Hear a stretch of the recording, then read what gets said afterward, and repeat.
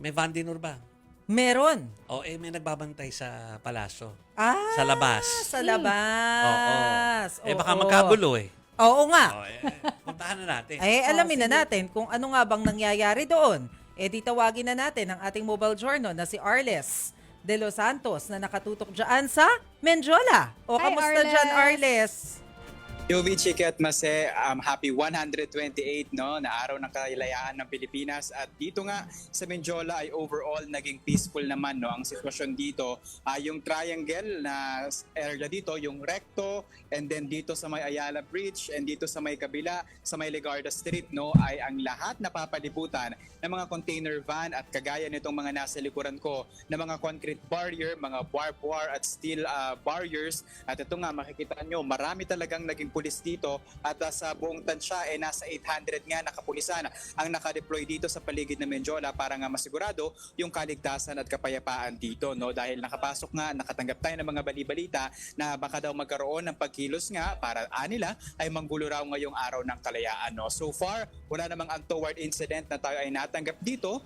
Yung ilang mga sasakyan nga lang siguro ay nagkaroon ng problema dahil hindi sila informed na sarado nga yung ilang mga kalsada dito, kaya kinakailangan nila makapasok man sila doon sa Ayala Bridge at makadiretso ng Legarda, mag-U-turn lamang sila pabalik doon sa kung saan sila nakapasok no, dahil sarado talaga at mahigpit nga yung seguridad dito. Joey Chiket Mase. Sa mga early footage na pinadala ni Arles sa atin, talagang kapag tinitingnan dito from the studio kasi parang medyo OA yung preparation ng seguridad kung tutuusin.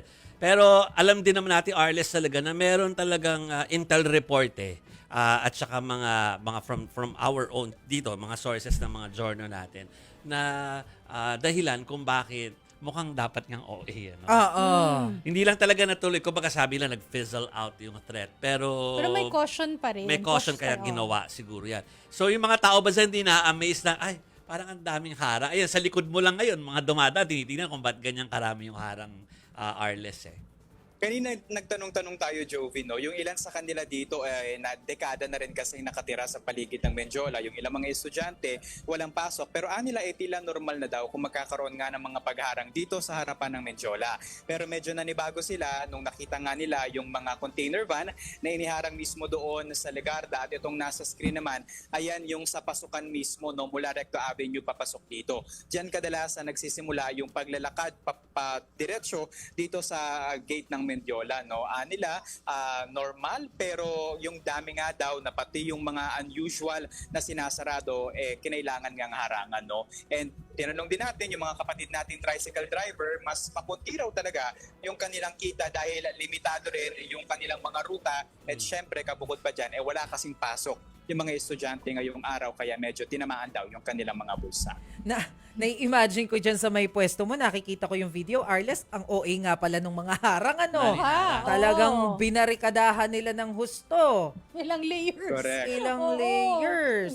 Mas pakita natin Mase ng konti no, kasi tuwing nagko-cover tayo dito sa Menjola no, ganito naman halos talaga yung itsura. Pero kasi pag titingnan ninyo, itong nasa screen na to, tong yellow, yung color blue na container van na yan, halos gate na yan ng Menjola doon sa loob. Pero meron pa rin nakaharang. And yung mga kapulisan natin dito, nakita natin 800, talagang nakaposisyon sila dito, no? Talagang naka-alerto. At hindi tayo nakakapasok basta-basta doon sa may loob dahil may harangan, no? At yung seguridad mataas na mataas talaga. At alam nyo, dahil nga sarado yung mga kalsada rito, tila naging car-free weekend na agad-agad, no? Yung kahabaan partikular ng Legarda. Nakipaglaro nga tayo doon sa mga bata, nagba-volleyball, nagpo-football, nagba-badminton kasi wala raw silang pasok, and nagulat nga sila na nakasarado yung Legarda Street at may harang ng mga container van, kaya maluwag na maluwag talaga na sila ay makapaglaro. Ayun. Okay. Happy Independence Day sa inyo dyan, Arles. Happy weekend na, Arles. Thank you. Salamat, mobile journalist Arles de Los Santos, mga kapatid.